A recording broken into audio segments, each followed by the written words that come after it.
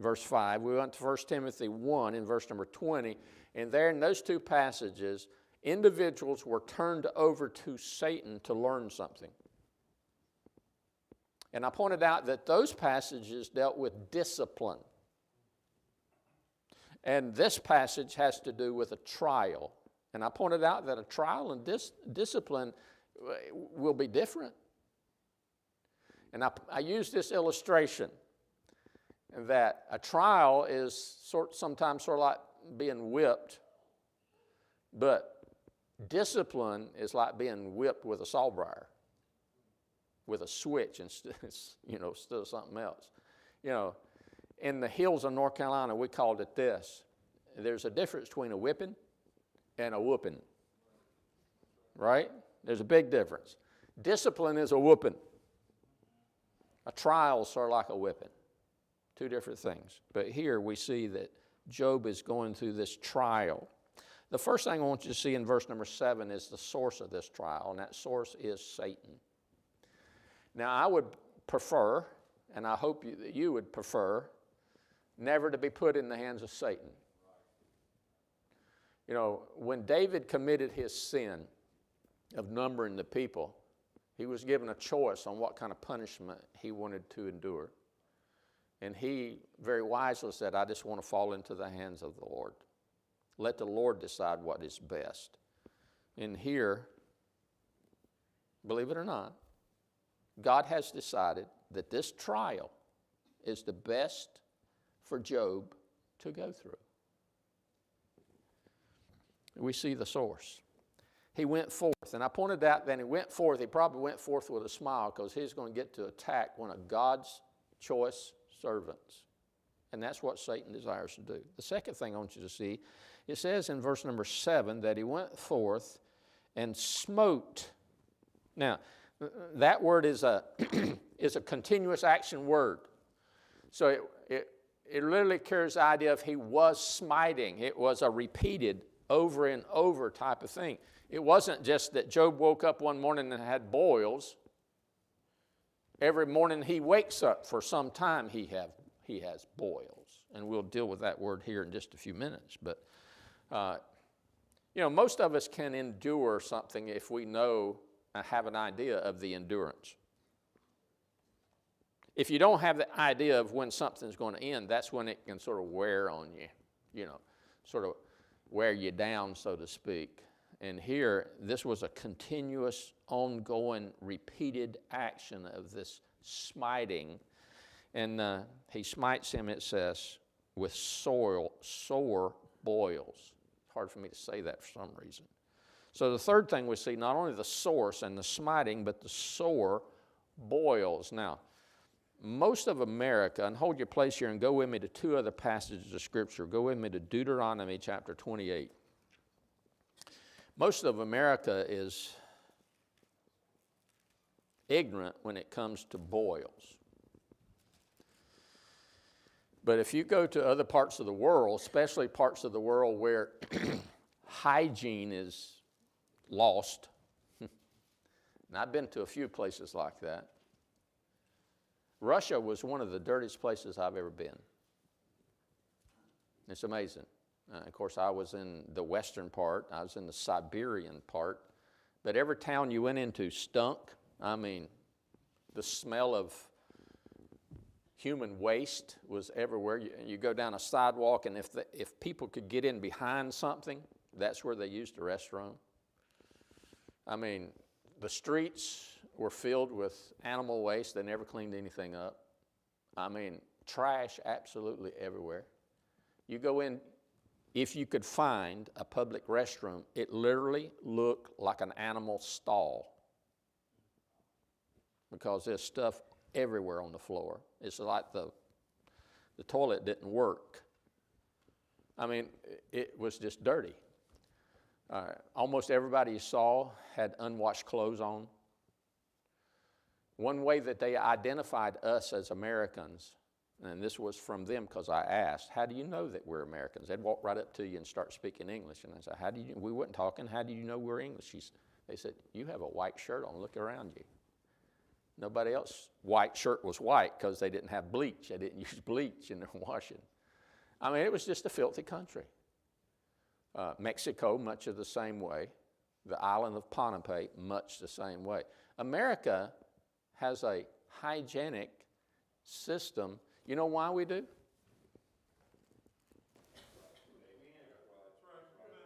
The country founded on biblical principles is a much cleaner country than a country that rejects this book. We pointed out one other time when the Black Death came across Europe, the number of Jews that died during the Black Death was almost zero as compared to the rest of the people. Why? They followed the hygienic rules of this book, and the rats didn't come into their homes like everywhere else. But the sore boils are in cultures where there's a dirty environment. And I pointed out Wednesday night, I asked you to pray for John because he has boils. Why? Picked up in Ponape, in the culture there. But Deuteronomy chapter 28, notice verse number 27, a verse that deals with this. Of course, the Lord speaking to the nation of Israel, the Lord will smite thee with the botch of Egypt. Now, the Hebrew word translated botch here is the same Hebrew word that's translated sore boils in Job. And then it says, and with emerods, and with the scab, and with the itch, whereof thou canst not be healed. There's some things out there that's a part of God's judgment that medicine can't fix. Antibiotics won't solve. You know, man thinks they're so smart, you know, that he can just keep making something that will take care of man's sin.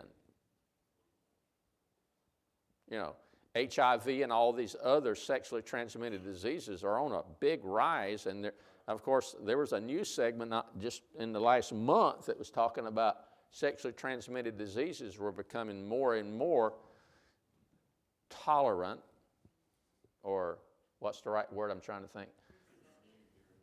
They're immune to antibiotics. It's just like God said, all right, you think that you can fix your sin, I'll just show you you can't. And this verse says that you can't be healed from it. Notice also Exodus chapter 9. Exodus chapter 9. And notice verse number 8. Exodus chapter 9 and verse number 8. And the Lord said unto Moses and unto Aaron, take to you handfuls of ashes of the furnace, and let Moses sprinkle it toward the heaven in the sight of Pharaoh, and it shall become small dust in all the land of Egypt, and shall be a boil breaking forth with blains upon man. Now that's sort of an old English word too, the same word for boils here, of course, is the same word that's in Job, and it says with blains. That simply means a rising full of pus. What a boil is a super, super huge pimple, sort of. I mean, it's just huge. I mean, they'll raise up 2 inches and be over 2 inches in diameter. And this is, this is the sore boils that Job is now experiencing.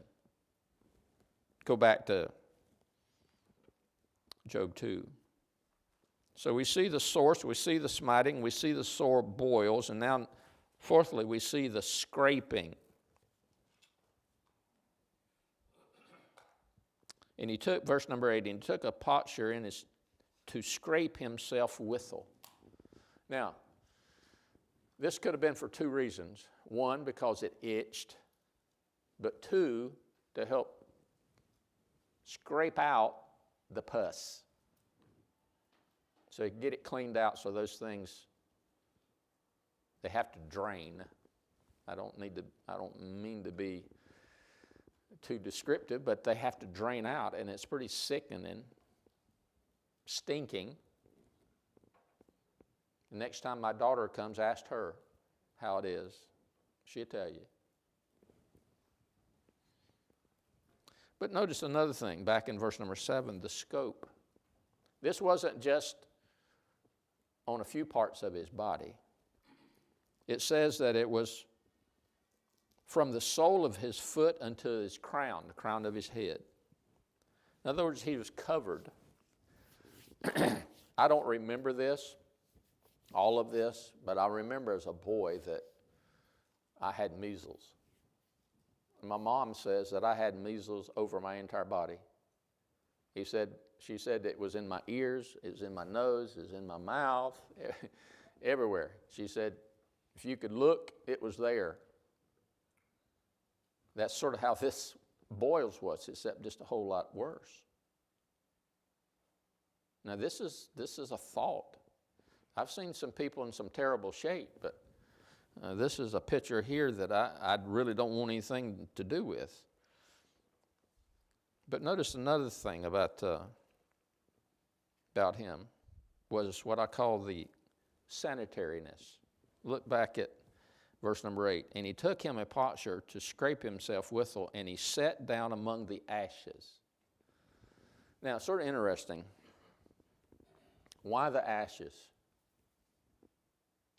The place of ashes at this point in history would have been one of the most sanitary places that he could have gone. You say, how? Well, everything's been ashes as a result of fire, a result of burning, and the ashes would have been a sanitary place.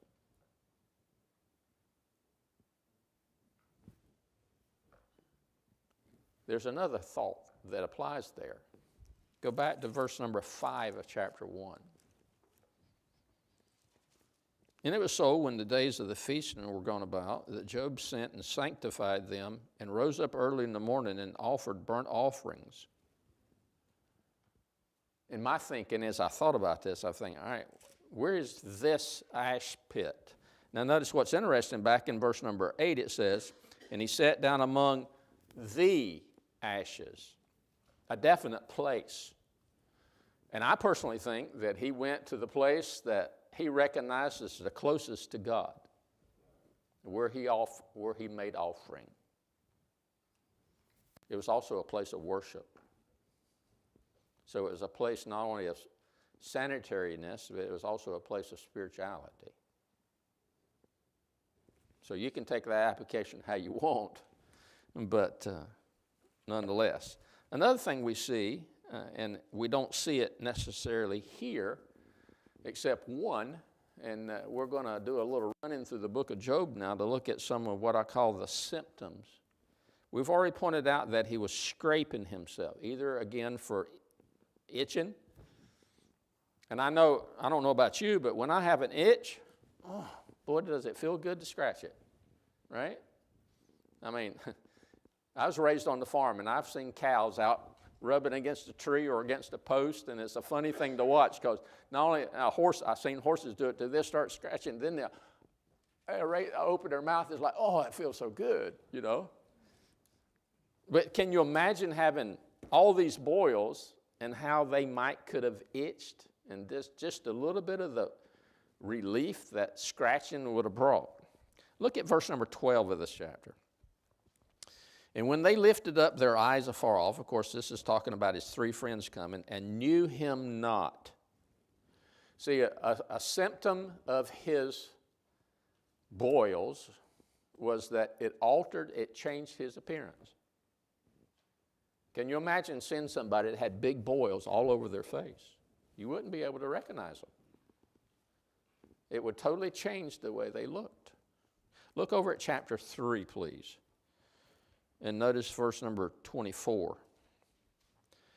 For my sighing cometh before I eat, and my roarings are poured out like the waters. It gave him stomach pains and vomiting. Notice verse number 25. For the thing that I greatly feared is come upon me, and that which I was afraid is come unto me. I was not in safety, neither had I rest, neither was I quiet, yet trouble came. It brought an anxiety and a depression into his life. Notice chapter 6 and verse number 11. Chapter 6 and verse number 11. What is my strength that I should hope? And what is mine end that I should prolong my life? That sort of sounds like this sickness brought a weakness, not only physically, but emotionally into his life. Notice chapter 7 and verse number 4. It says, when I lie down, I say, when shall I arise, and the night be gone? And I am full of tossings to and fro unto the dawning of the day. He had sleeplessness. A sleepless night is just not any fun, is it? One thing I know as I get a little older is you just don't sleep like you used to.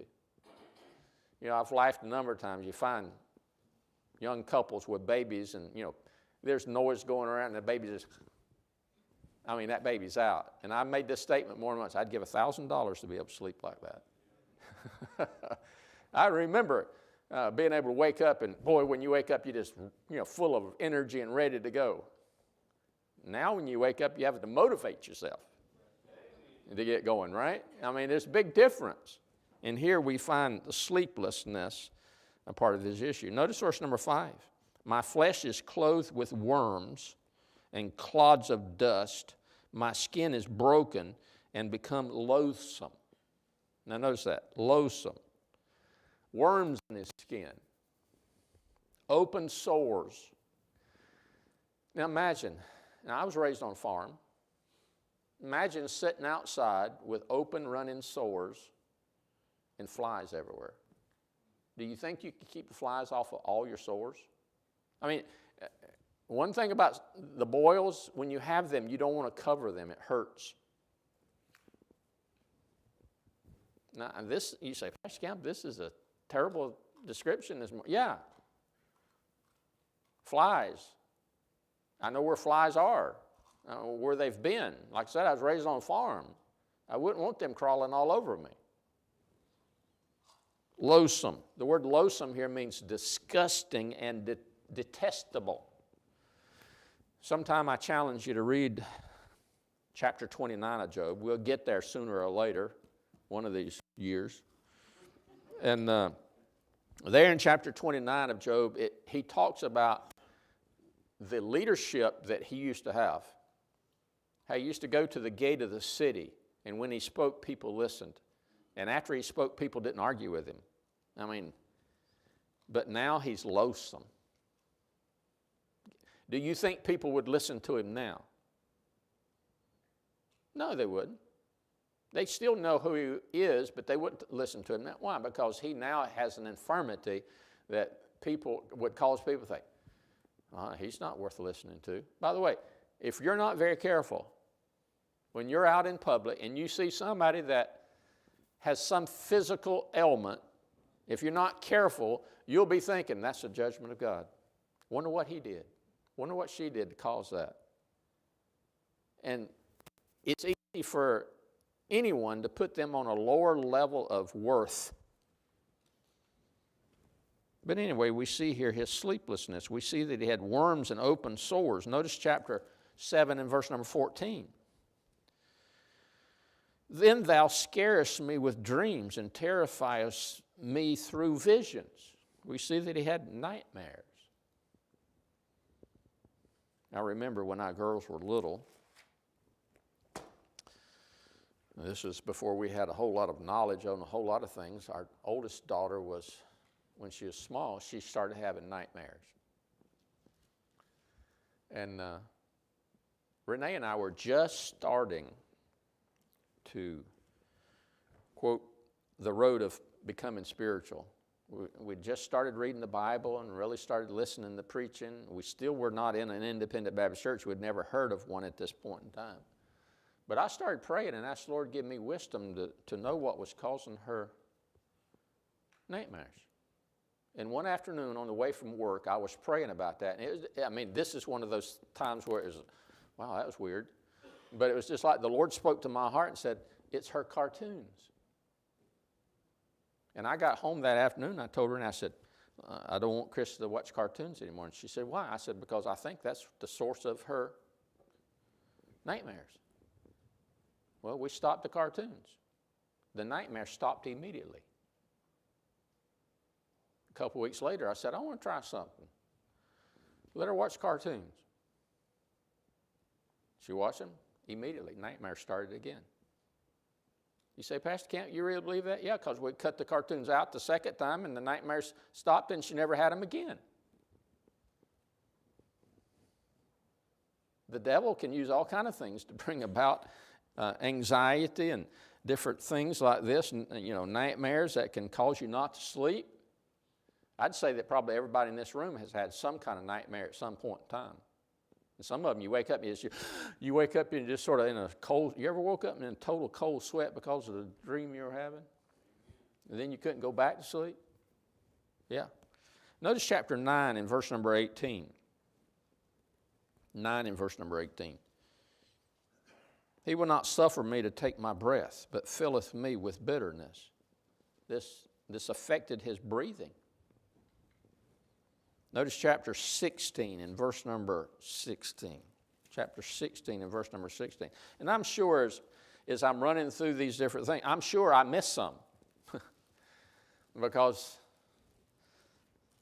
you can read the whole book through and through and try to take notes on how it described his, but you're going to miss something somewhere along the way. Verse number 16, my face is foul with weeping, and on my eyelids is the shadow of death. It brought him to a place of crying, emotional disturbance. It caused him to be dark around the eyes. Lack of sleep, emotional crying, different things like that. Anxiety would cause that. You ever seen somebody and you have this thought, boy, they look like death warmed over? Job would be looking like that. Notice chapter 19, please, and verse number 17.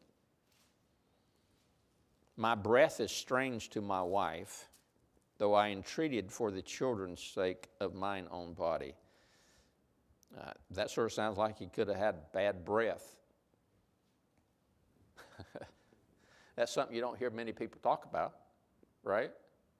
But all of us have been around people that had terrible bad breath. All of us has probably been around and made it sometime or another when we say, boy, your breath stinks. Right? Come on. And probably somebody in this room has said, well, if you want to kiss me, you're going to have to go brush your teeth. Right? But here, the bad breath. Notice verse number 20 of the same chapter, 19:20. My bone cleaveth to my skin and to my flesh, and I am escaped with the skin of my teeth. Sound like that describes weight loss. By the way, let me turn over real quick. Chapter 33 and verse number 21 seems to sound, his flesh is consumed away that it cannot be seen, and his bones that were not been stick out. In other words, bones that had never been visible on his body before are now sticking out.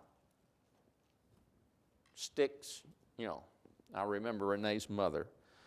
She fought ovarian cancer for years, and when she died, she was skin and bones. Skin and bones. It just sort of consumes you. Notice chapter 30 and verse number 17. 30 and verse number 17. My bones are pierced in me in the night season, and my sinews take no rest. It sounds like he's in constant pain. Our medical system is really pretty amazing. When you compare what America has to the rest of the world, health-wise, it's just unbelievable. Through some of this COVID mess, I've been reading about places like India, Bangladesh, other countries where they don't have the health systems that we have, and there's unbelievable suffering taking place in some of those places. And it's like that when any illness goes through these countries, because they do not, you can't run down to, how many pharmacies are in Darlington? What about Florence? They're almost like hamburger joints. They're on every corner. And you can find some doctor that will write you a prescription for pain, even if you don't have any. And that's the reason why we have so many people addicted to pain pills, It's for that reason, because you can get them, no matter. And here he was in constant pain, and he couldn't take a Tylenol, he couldn't take an ibuprofen, he couldn't take an Excedrin, he couldn't take a oxycodone or whatever, the hydrocodone, and all these other pain pills that we have, plus all the morphines and stuff that is available nowadays for people that is in extreme pain. Now, I've talked to some cancer patients that have told me that I can take the maximum level of morphine and it doesn't get the pain. And I understand that. You know, there's some pains that the medicines just can't get. But it's a blessing when you are in pain to alleviate that pain, isn't it? And here he was in constant pain. Notice verse number 27 of chapter 30. My bowels boiled and rested not. The days of affliction prevented me. Sounds like, again, he had an upset stomach on a continual basis. That would explain all the weight loss as well. Verse number 30 of chapter 30. My skin is black upon me, and my bones are burned with heat. Again, you see high temperature, but here you see a scab. Skin turning black is indicative of, scabbing.